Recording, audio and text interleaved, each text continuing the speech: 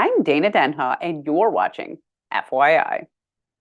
President's Day honors our commander-in-chiefs past and present, but this year Ann Arbor is honoring the city during its bicentennial year by sending messages to President Biden with the hopes for the future of our city and the nation.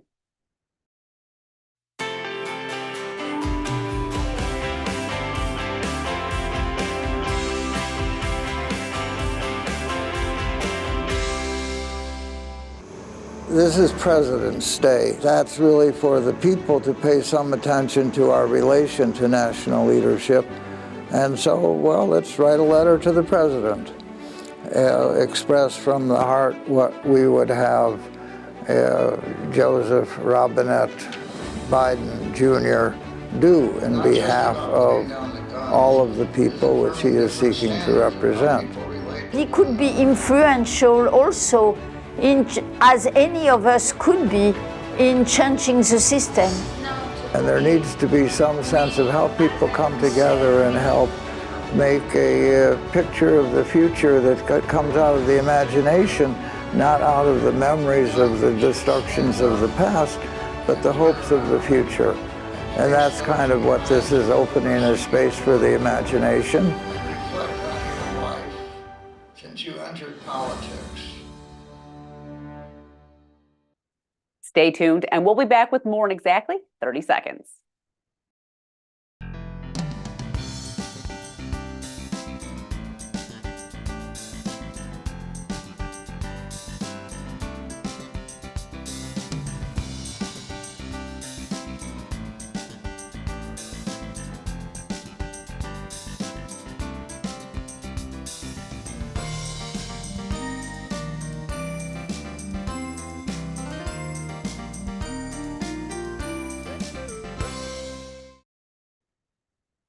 World War II changed the workforce in exponential ways.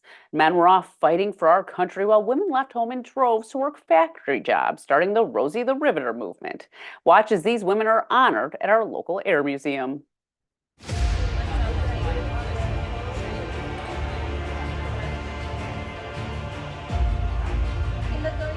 We've got a lot going on here at Yankee Air Museum. We're opening our brand new permanent exhibit called Women Answer the Call. It's about World War II and the Rosie the Riveters who worked here at Willow Run.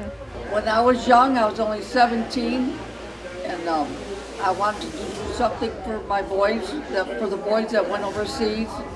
The women were left behind, and they did the jobs that the men did. So while they were gone, we took over their jobs.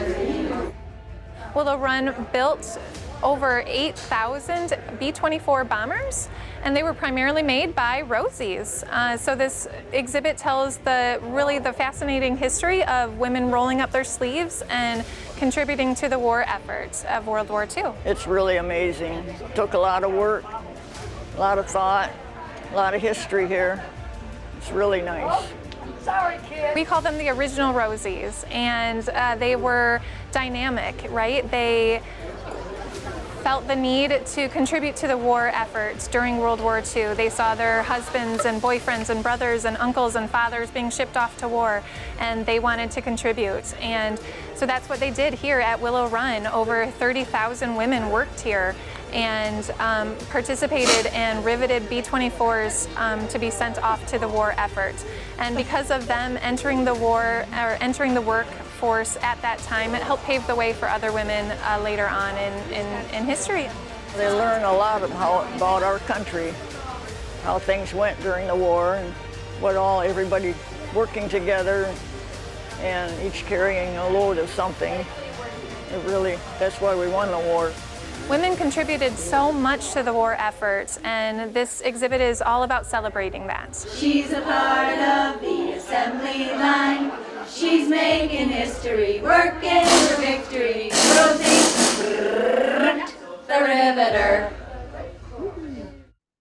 For more on the Women Answer the Call exhibit, visit yankeeairmuseum.org. Interested in how the many departments of the city government function? The Ann Arbor Community Academy gives residents a chance to experience that firsthand. Learn more in this month's City Roundup in 60.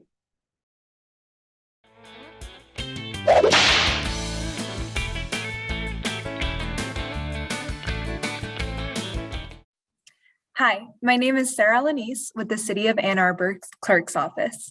Today, I'm going to tell you about the Ann Arbor Community Academy. The Community Academy is a program where community members interested in the city's long-term plans and day-to-day operations have a chance to participate in interactive sessions with city staff across different departments.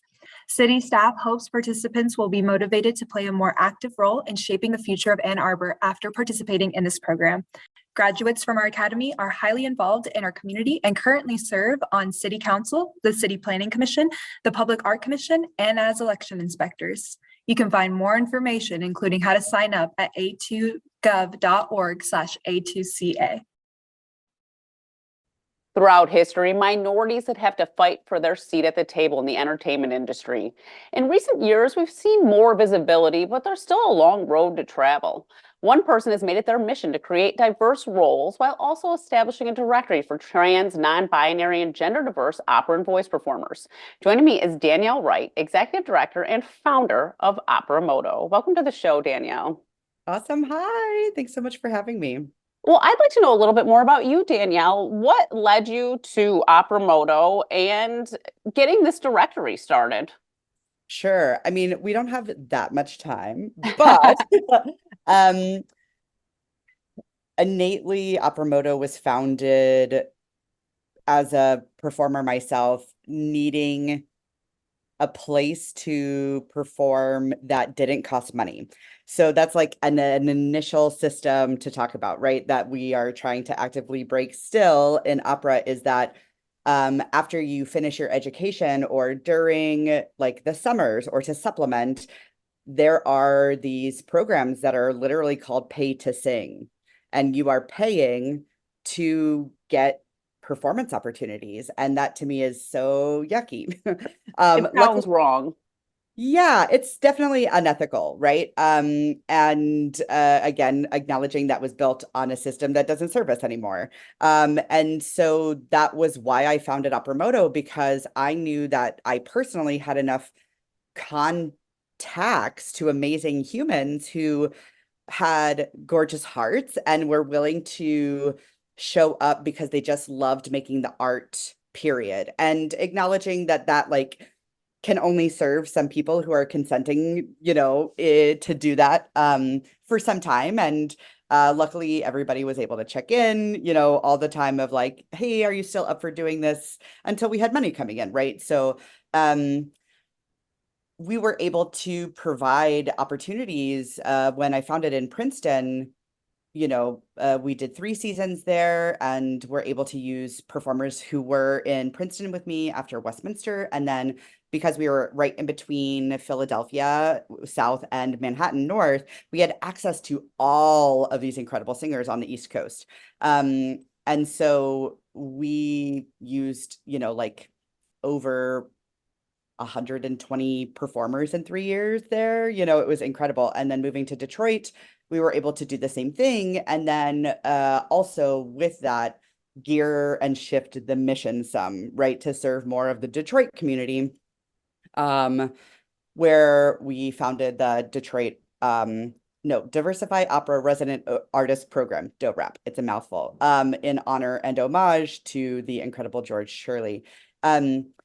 Then realizing that as I am coming out as non-binary trans myself over COVID, I didn't know as a performer how to fit into this canon of repertoire that is very intentionally typecasting.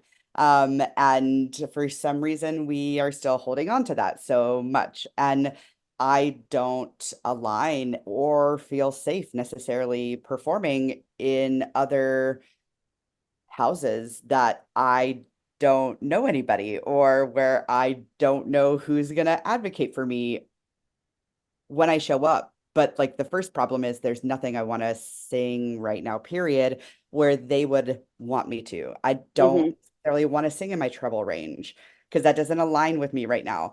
And the biggest issue is one of our amazing partners on this program, Catherine Goforth, who you also reached out to. She is the recipient of the very first True Voice Award from Washington National Opera.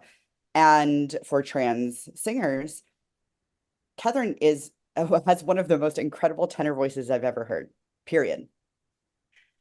What we're running into right now is once she won this incredible award, everyone on that team has been connecting her with all of these agents all over the entire country and also some in Europe. Every single agent has told her that for her to work, she must present as a man.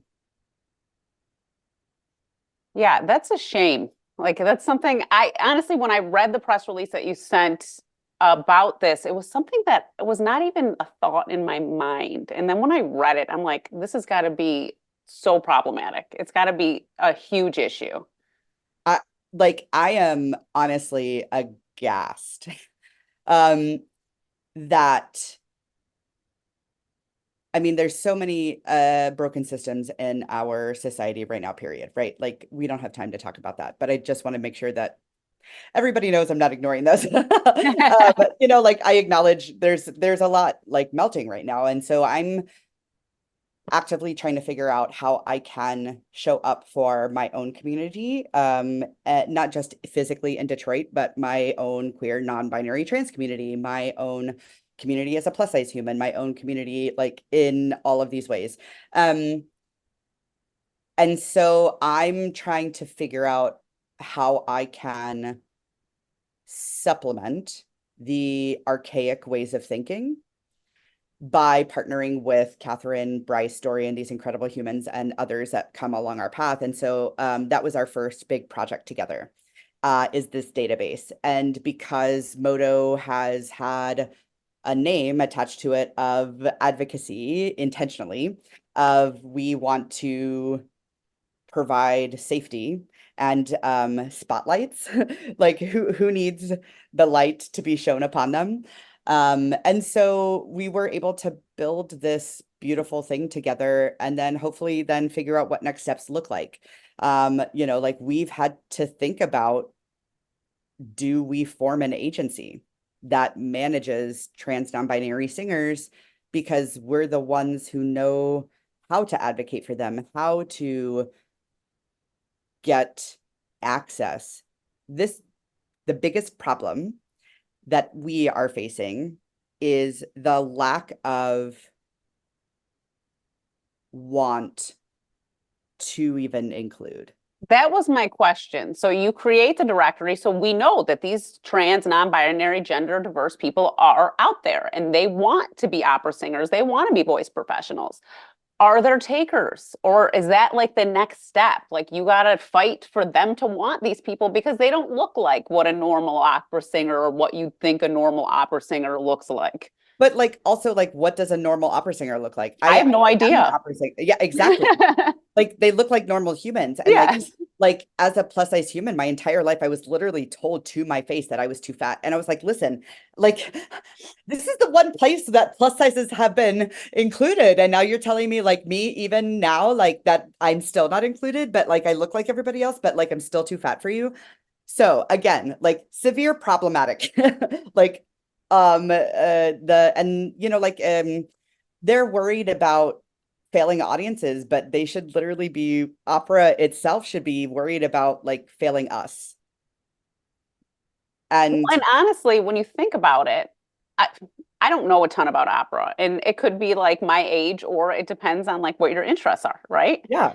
But maybe the younger generation isn't as interested in opera because it is closed off, because they're not inviting you to the table.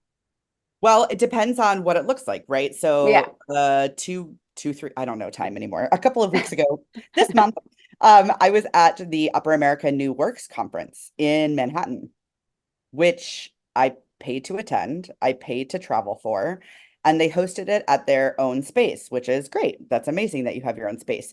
But that means that they had like zero overhead. They were making money hosting us to be there. We walk in, and the very first day, the entire day, only 5 men spoke to us.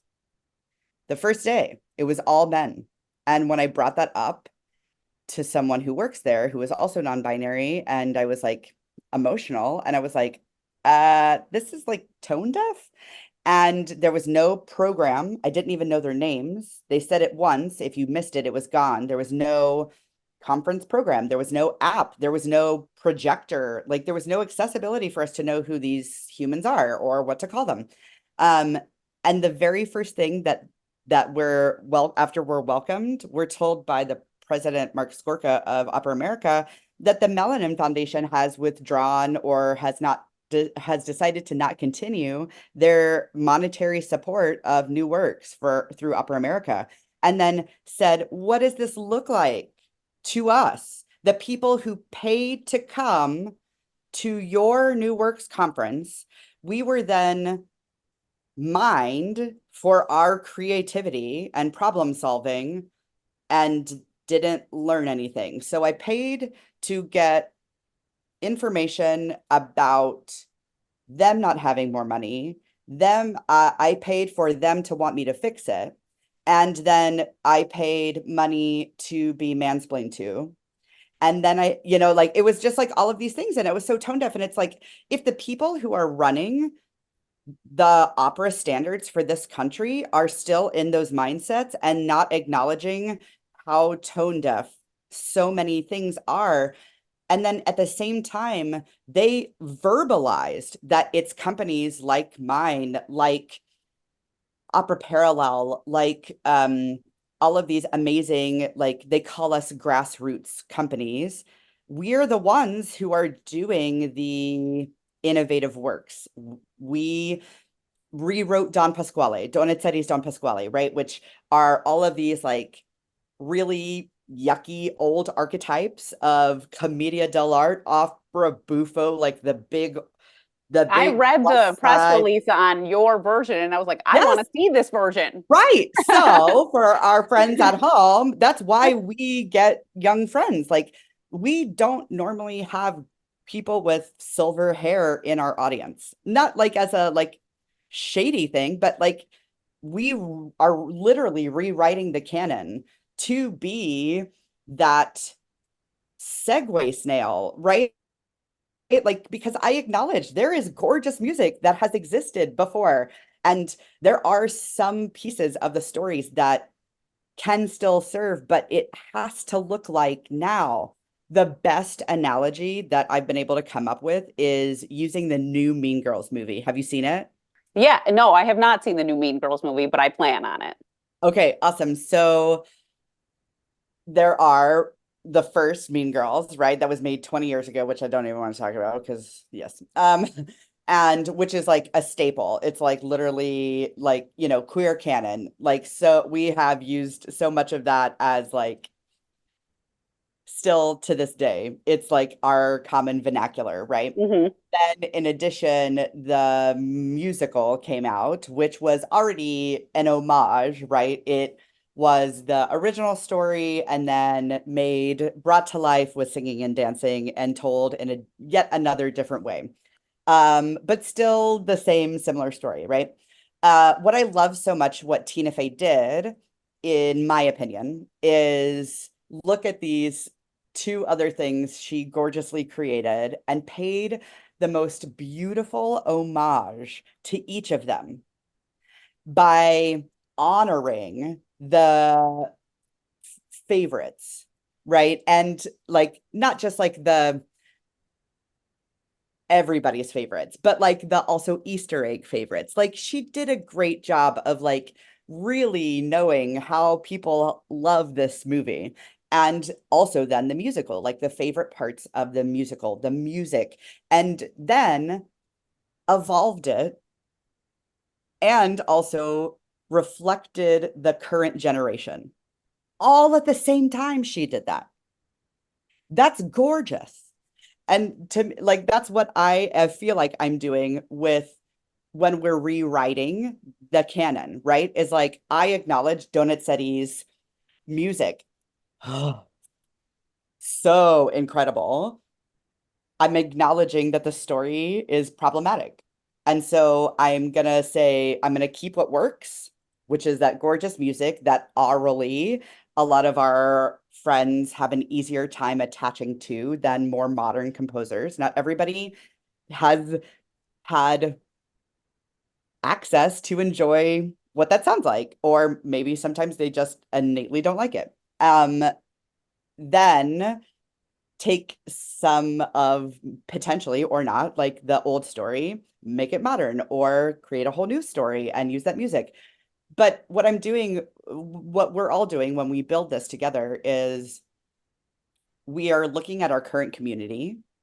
We are seeing who has not seen themselves yet represented on stage from our own community, and then intentionally placemaking for them to show up in a way that is safe for them, a way that they're excited to, a way that they finally feel seen for the first time. Like, a lot of this healing it's healing through art, in my opinion, right? When it's married with intentionality. So our first like big break into this would be when we set Carmen as Orange is the New Black. And our Carmen was portrayed by someone who at that time was still identifying as a cis man. And through that catalyst experience has then been on a non-binary and now trans journey. And it's been the most gorgeous way to have been a part of that, you know what I mean? And to like provide them the space, she is now going by she, her, provide her that space to be able to